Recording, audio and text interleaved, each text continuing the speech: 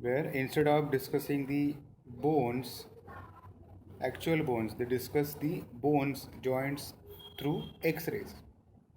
It has got certain more practical importance because in the from the next year we'll be learning about the bones and pathologies about the bones, maybe fracture, maybe dislocation, maybe the cancer of the bones through X-rays only. So better that apart from learning the bones directly, we learn through X-rays. Now for the abdomen, let's say for example, we have got certain special things we need to understand because as we talked about in the last lecture that X-ray is the black and white image of the tissues. Maybe it is bone, maybe it is muscle, maybe it is blood, maybe it is bowel, maybe it is gas, anything, maybe it is liquid, maybe it is the appendix, maybe it is bladder, maybe it is liver. So X-ray mein everything is looking black and white. There is no color. So as we discussed in the last lecture, let me quickly and make you understand. White क्या दिखता है?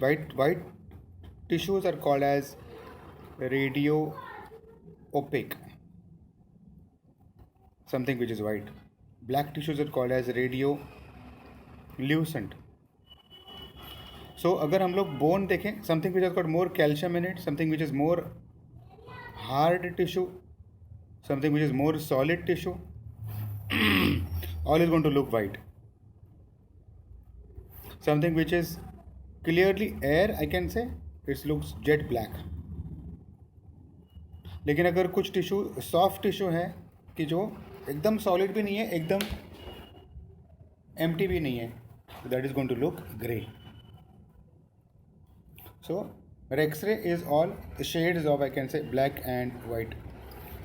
So all types of shades. It can be jet black, it can be grayish black, it can be whitish black, whitish gray, grayish white, jet white, extra white. All those are the kinds of shades we're going to see. Now for bones it is easy because bones के अंदर तो properly अपने को white tissue दिखने वाला है.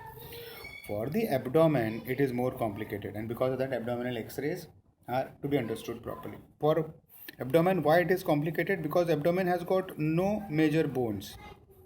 It is all soft tissues. It is also because abdomen has got an organ, let's say for example liver, kidney, bowels, stomach.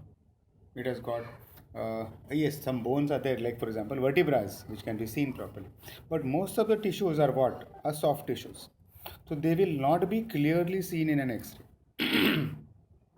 And because of that, we have certain special techniques of an X-rays called as an barium studies. Let's say for example, ये abdomen है, इसके अंदर ये intestine जा रहा है. Let's say of course intestine नहीं दिखेगा अपने को. Is what is intestine that is going through, because intestine has got all gas which is there, food which is there, intestinal juice which is there. All of this is not seen clearly in an X-ray. So what they will do, they will give, let's say for example it can be a stomach also, let's say for example. तो stomach भी अपने को x ray में नहीं दिखेगा because stomach is also semi solid thing and stomach has got content in it. Food रहेगा, gas रहेगा, digested food, undigested food, gastric juice, all those things. Unless it is a very solid organ, a solid tissue. Let's say for example you have swallowed a coin. A coin is metal का, so it can be seen very clearly in the X-ray like this. So the coin is a solid thing which can be seen as a circular shadow. लेकिन most of the food that we're going to have is a semi-solid one. It cannot be seen. So barium study किया जाता है abdomen के X-ray के लिए. Abdomen X-rays are very very important for diagnosis of certain abdominal pathologies.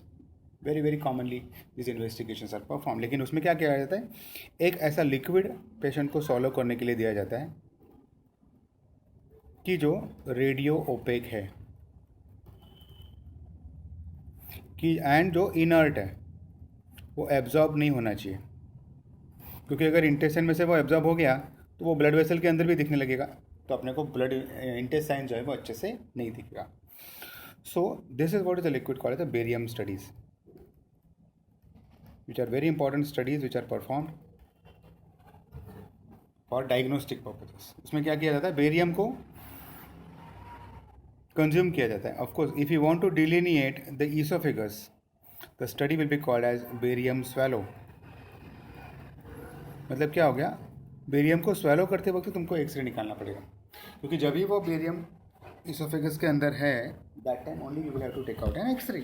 Then only it is possible to delete. अगर barium अगर oesophagus के through निकल गया, स्टमक के अंदर आ गया, तो अपने को ईसोफेगस के अंदर तो बेरियम नहीं दिखेगा. एंड बेरियम क्या करेगा, ईसोफेगस का लाइनिंग जो है वो डिलिनिएट कर देगा, तो अपने को पता चलेगा कि कहाँ पे ईसोफेगस है.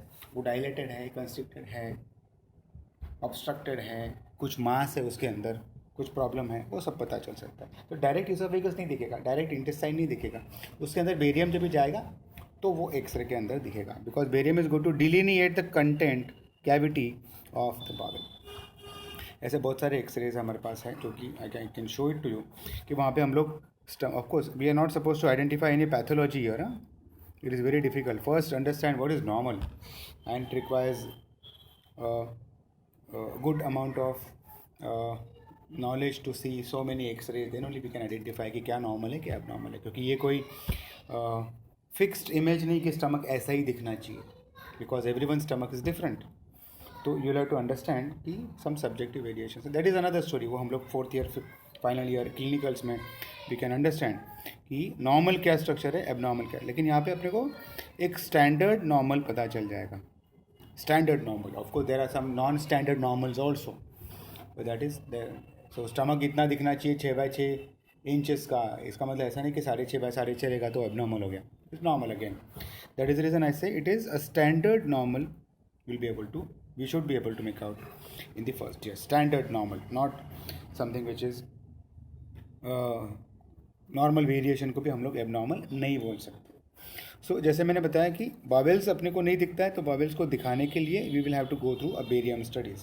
तो बेरियम स्वैलो हो गया ईसोफेगस के लिए. स्टमक और स्मॉल इंटेस्टाइन के लिए बेरियम मील हो गया. मतलब बेरियम देने के बाद आधे घंटे के बाद 1 घंटे के बाद हम लोग एक्सरे लेंगे तो अपने को स्टमक एंड स्मॉल इंटेस्टाइन दिखेगा. उसको बोलते हैं barium meal. Swallow immediately during swallowing. Barium meal थोड़े टाइम के बाद. अपने को स्मॉल इंटेस्टाइन के बाद जेजुनम, आइलियम वो सब देखना है तो 2 घंटे तक हम लोग एक्सरे ले सकते हैं, क्योंकि बाय द टाइम क्या होगा, बेरियम आगे आगे आगे आगे जाएगा. जैसे बेरियम आगे आगे जाएगा, so that we can identify the structure which is delineated by the barium. तो इसको बोलते हैं बेरियम फॉलो थ्रू. 2 घंटे के बाद, 2.5 घंटे के बाद जो एक्सरे लेंगे उसको बेरियम फॉलो थ्रू बोलेंगे. अभी जब तक कि यू मस्ट अप्रिशिएट दैट वो स्टमक हो गया, डिओडिनम हो गया, स्मॉल इंटेस्टाइन हो गया, लार्ज इंटेस्टाइन तक आते आते क्या प्रॉब्लम हो जाएगा कि ये बेरियम जो है वो डाइल्यूट हो जाएगा, क्योंकि उसमें सारे जीआई कंटेंट ऐड होते जाएंगे. तो अगर अपने को लार्ज इंटेस्टाइन देखना है तो बेरियम स्वैलो नहीं करना पड़ेगा, बेरियम कंज्यूम नहीं करना पड़ेगा, बेरियम एनीमा के थ्रू देना पड़ेगा. This something called as barium enema. तो बेरियम एनीमा देंगे तो वो डायरेक्टली लार्ज इंटेस्टाइन के अंदर ही रहेगा, तो will be able to make out large intestine का प्रॉब्लम्स. सो कलेक्टिवली अगर देखें, अगर हम लोग बेरियम स्टडीज़ देखें तो first was barium swallow, second was barium meal, third was barium follow through, fourth was barium enema. ये वाला ईसोफेगस के लिए, ये वाला stomach and half of the small intestine के लिए, ये half of the small intestine, other half I can say barium enema for large intestine. This is how we can understand कि बेरियम के स्टडीज़ क्या क्या होते हैं in case of abdominal x-rays. And also we understood about what are the challenges we can come across while studying an x-ray of the abdomen, because abdomen has got all soft tissues rather than hard tissues. इतना समझा?